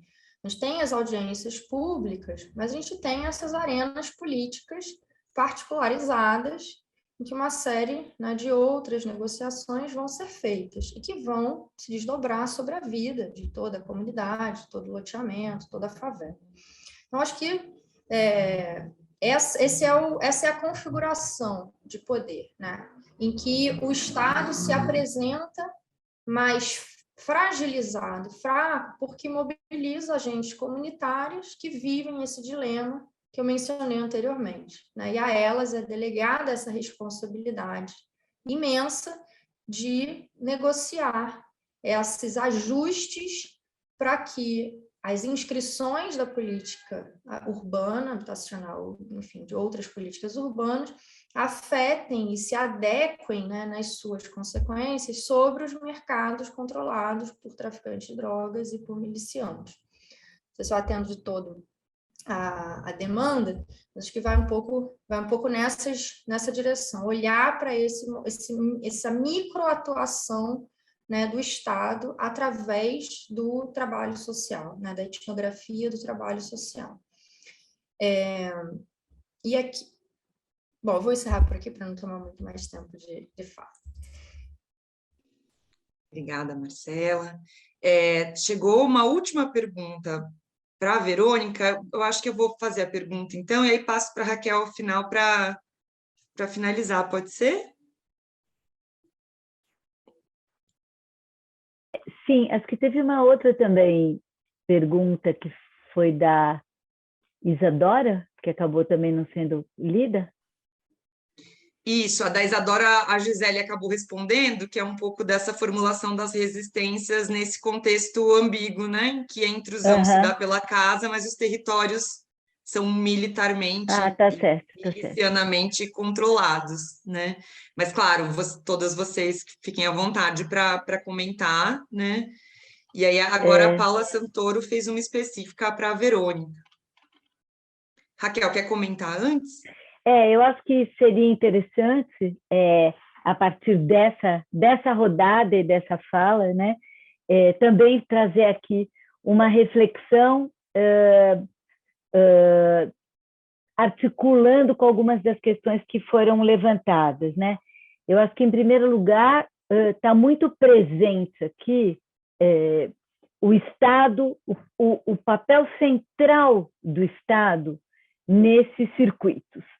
Então, se de um lado a gente pensar que a ideia mais geral neoliberal, né, seria de que, bom, então, deixa o mercado trabalhar, a gente deixa o livre mercado, né? Na verdade, isso absolutamente não existe e tem um protagonismo, eu diria, do Estado na Constituição, tanto do processo de endividamento, muito claro, como a Verônica demonstrou, respondendo à questão que foi colocada para ela, mas na própria forma como a política habitacional se apresenta.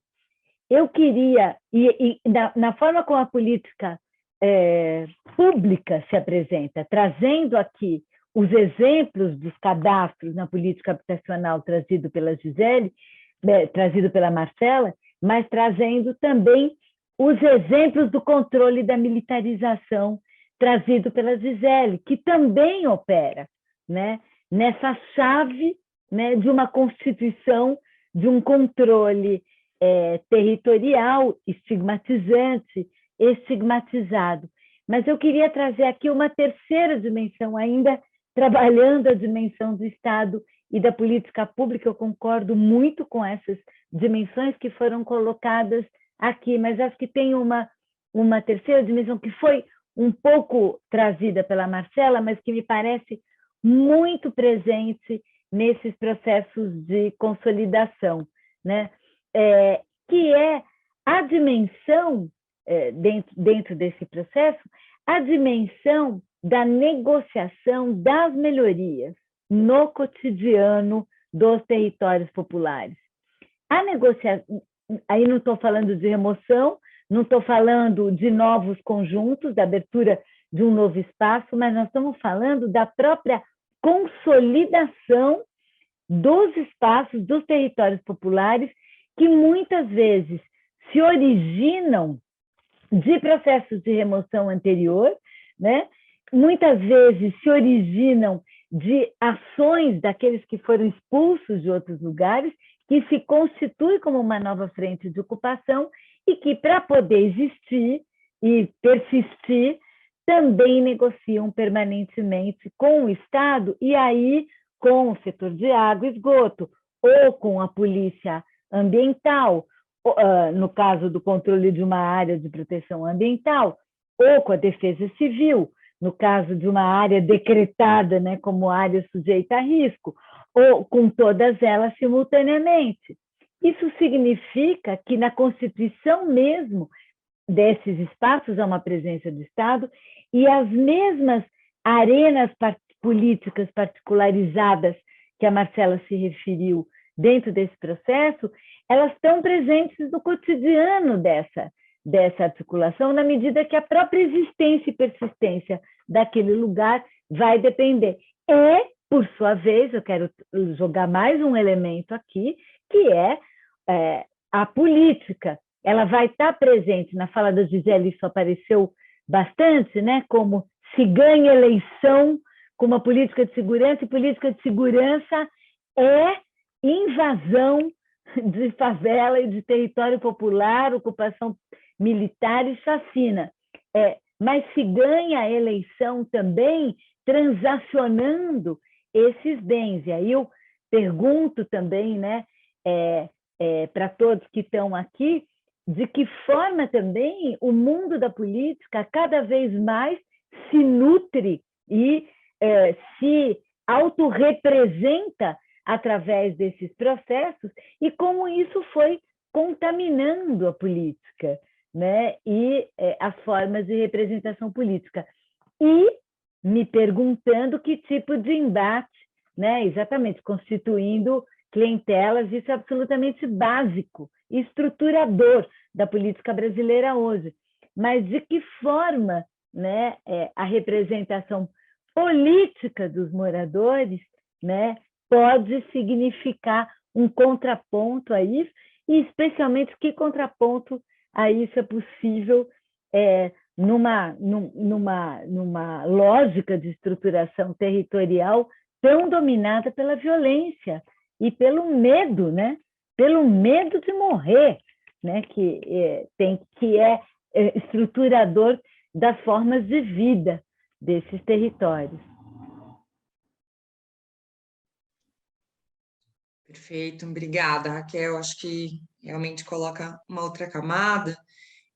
A gente tem um pouco mais de 10 minutos, 15 minutos para encerrar. Eu vou colocar, então, a última pergunta que apareceu aqui para a Verônica, e aí a gente faz uma rodada de considerações finais, pode ser? E vocês ficam à vontade para comentar como preferirem, né?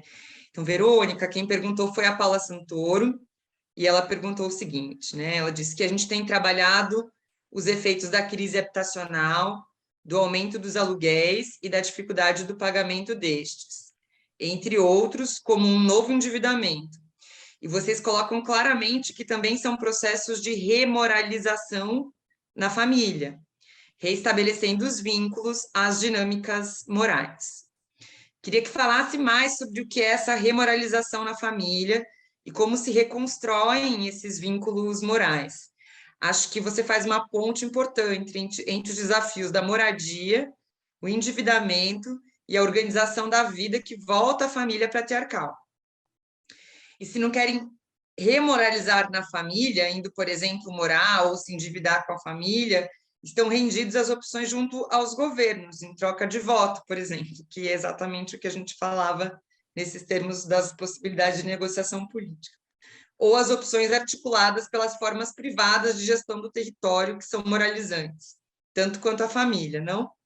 Então, não sei se, Verônica, deu para entender, ficou nítido a explicação, mas é um pouco sobre esse aspecto desse vínculo, uma possibilidade que vem junto com esses movimentos sobre os quais você falava. Né?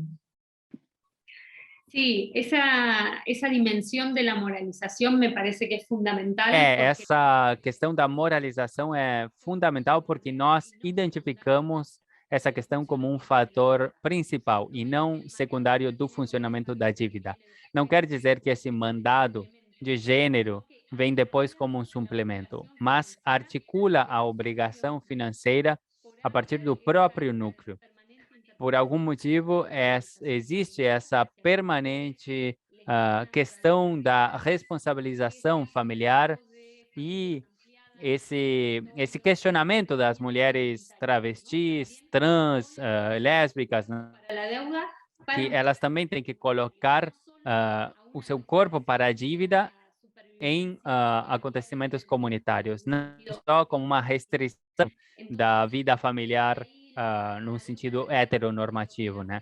Então, eu acho que a dívida, justamente o que faz nesse caso é usar essas organizações de gênero e explorar essa responsabilização sobre a reprodução social que vai ocorrer a partir de certos corpos feminizados e que muitas vezes isso é assumido não só numa perspectiva heteronormativa, mas com vias mais tentaculares da reprodução social. Mas com mais variações. Isso também foi uma questão que apareceu em muitas entrevistas que nós fizemos, né? Elas diziam, eu estou presa a uma dívida por uma situação de violência doméstica. Muitas, por exemplo, queriam ter uma dívida ou pensavam numa dívida como uma possibilidade de sair dos seus espaços domésticos violentos. Então, isso se apresenta ao mesmo tempo como uma possibilidade de fuga e ao mesmo tempo de fixação às situações violentas, né? Isso vai mudando dependendo de cada situação. E tem outro ponto que me parece importante, que ao menos em Buenos Aires discutiu publicamente na pandemia, que é que várias dessas ocupações que ocorreram no momento mais crítico da pandemia foram ocupações protagonizadas por mulheres, e quando os jornalistas perguntavam por que elas estão aí, muitas diziam, estamos fugindo de situações de violência de gênero. Isso foi a primeira vez que esse motivo aparecia enunciado com um vocabulário né, específico, que é a violência de gênero como um dos motivos principais para a ocupação de terras, né? Inclusive, muitas ocupações tiveram nomes de mulheres.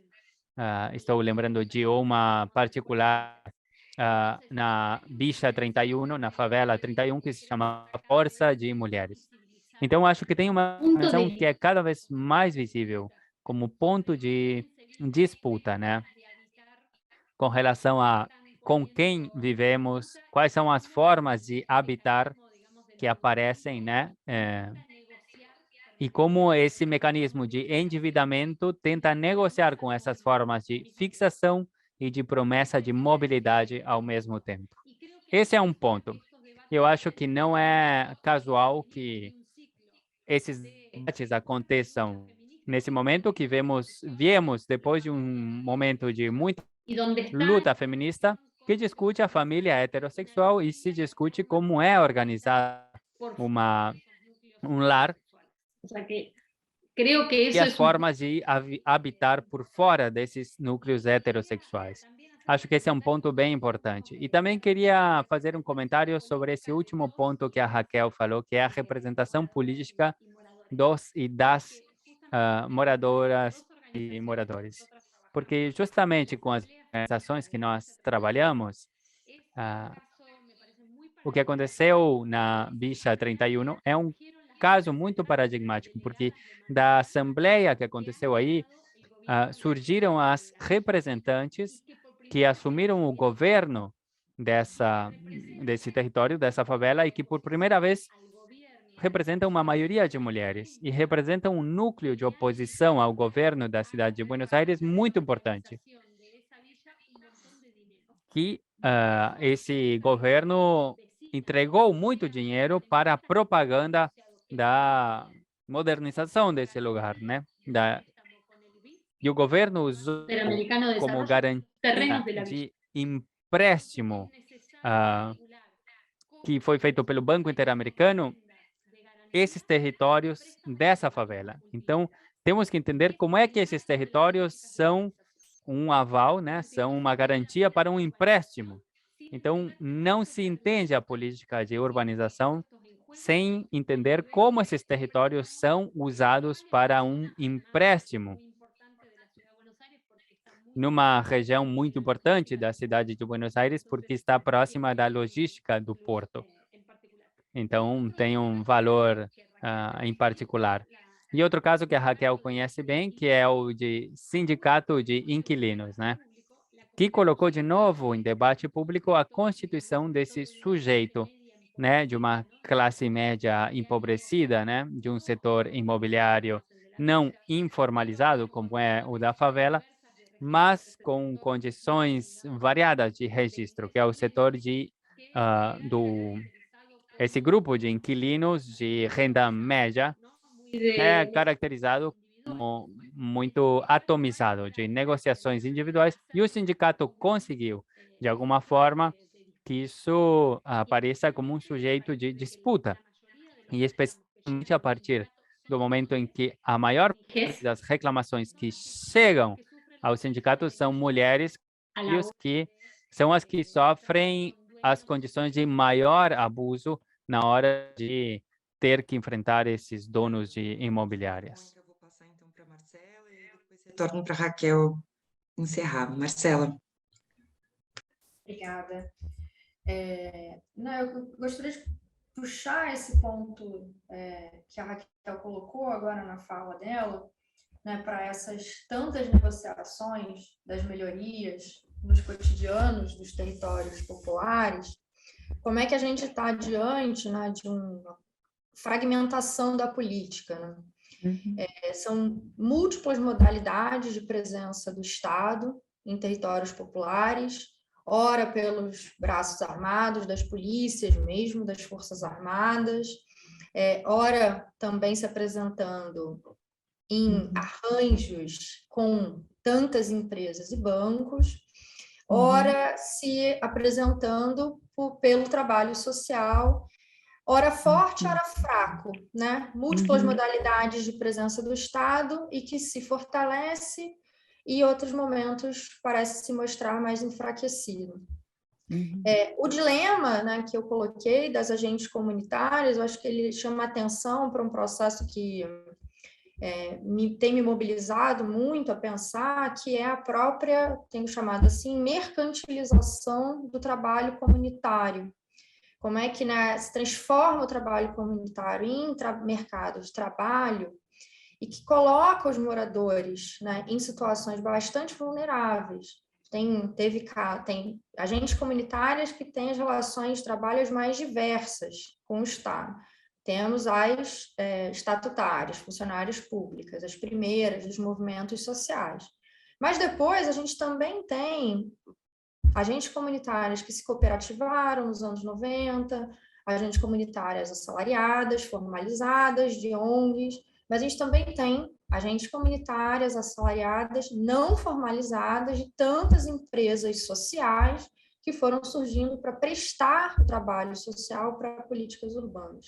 É um universo bastante complexo em que ser Estado, ser morador, né, e ser morador simultaneamente, né, coloca aquele dilema moral, um dilema político, né, e que está ancorado aí em situações de trabalho econômicas, muitas vezes frágeis, e que colocam estas mulheres com grandes responsabilidades políticas e sociais, mas em relações frágeis, tendo que manter seus trabalhos como agentes comunitários, seus vínculos com o Estado, e arcar com os tantos ônus de negociar com os moradores e tantos atores criminais como os grupos milicianos. Acho que tem um ponto, né? Eu falei tem essa configuração que me parece muito importante a gente pensar para a gente pensar essa modalidade de presença do Estado nos territórios da pobreza. A gente tem as arenas políticas que eu mencionei, criadas ao largo das tantas audiências públicas, mas, e aqui para fazer coro à fala da Gisele, né, é importante destacar as tantas arenas políticas que são criadas pelos moradores que estão resistindo mesmo em territórios controlados. São experiências realmente incríveis, de arenas que se criam dentro das favelas em processos de remoção. Eu acompanhei alguns casos que fazem frente, criam um espaço de discussão da casa e do direito à cidade, em paralelo a essas arenas criadas pelo miliciano e seus presidentes de associação de moradores. Arenas que se valem das redes, né, políticas supralocais, né, aliança com universidades, alianças com vários outros movimentos de favela, para trocar estratégias de organização, trocar estratégias de mobilização, trocar estratégias de comunicação, alianças com movimentos sociais urbanos mais amplos. Então, tem todo um esforço, né, de, apesar do controle, encontrar frestas nessa dominação local e promover debates em defesa do direito à moradia, direito à cidade, e criando essas pontes para fora dos territórios, né, e nos lembrando sempre, né, de quão maiores são as questões enfrentadas ali de maneira particular por esses moradores. Então, é um cenário, parece, de uma forte fragmentação, em que o Estado se mostra fragmentado, em que a gente tem múltiplas arenas, né, políticas para discussão. E aí, os desdobramentos, né, requerem muita pesquisa ainda para a gente compreender. As consequências são de um enfraquecimento, né? Fragmenta e enfraquece. Mas há esse esforço de costura, né, por parte dos movimentos de favelas, que são realmente impressionantes, que é de driblar a fragmentação, né, recosturar redes maiores, teias maiores, movimentos maiores para além do território. Então, desterritorializar as questões nesse trato fragmentário promovido pelo Estado. Obrigada, Marcela. Raquel, as últimas considerações para a gente rumar aqui para o encerramento? Não, só queria agradecer a presença, né, da Marcela, da Gisele, da Verônica nessa mesa, nossa, sensacional, assim, muito, muito, muito excelente, que coloca para a gente questões, coloca na cara da gente questões, que acaba com essa conversa de que o problema é a ausência do Estado, né? No território popular, eu acho que ficou absolutamente claro, né, a natureza da ação do Estado ali e da política pública, e como, né, inclusive dentro da política pública, como ela pode ou não, né, ser apropriada por esses circuitos renovados. Também muito importante, fundamental, os exemplos que foram colocados aqui de resistência e as escalas em que isso foi colocado. A Verônica colocando isso a partir das mulheres, a partir da casa e gerando, né, através de um movimento feminista, uma resistência, uma articulação política. A Marcela fala das redes, né, importantes que vão se articulando ali através desses espaços, no sentido de criar essas alternativas, e a Gisele colocando não apenas, né, reforçando também esse argumento trazido pela Marcela, coloca a importância da escala internacional dessa rede e do entendimento desse processo como um processo internacional, o entendimento da resistência também como um processo internacional. Então, mostrando as diferentes escalas desse processo extremamente fragmentado, em que as resistências, eu uso a palavra da Marcela, que são costuras, são bordados, né? São alinhavos dentro desse espaço fragmentado. Bom, eu só posso fazer coro a Raquel e agradecer por esse diálogo, por esse momento excelente de reflexões, de questões que mobilizam, como a colega colocou aqui no chat, muitos desdobramentos e outras conversas, assim espero. Queria agradecer, então, a todas as debatedoras, agradecer a todos que nos acompanharam aqui nessa conversa e também convidar a todo mundo para participar e estar conosco amanhã, do meio-dia às 3, às 15 horas, que vão acontecer as oficinas sobre cartografias e despossessões, com vários coletivos, vários grupos que realizam trabalhos interessantíssimos de reflexão, intervenção e, enfim, construção de outros mundos aí a partir das cartografias. Então, queria agradecer mesmo e todos convidados para amanhã. Obrigada. Muchas gracias, un abrazo. Muito obrigada, viu? Muito obrigada. Beijão para todas, excelente. Muito obrigada.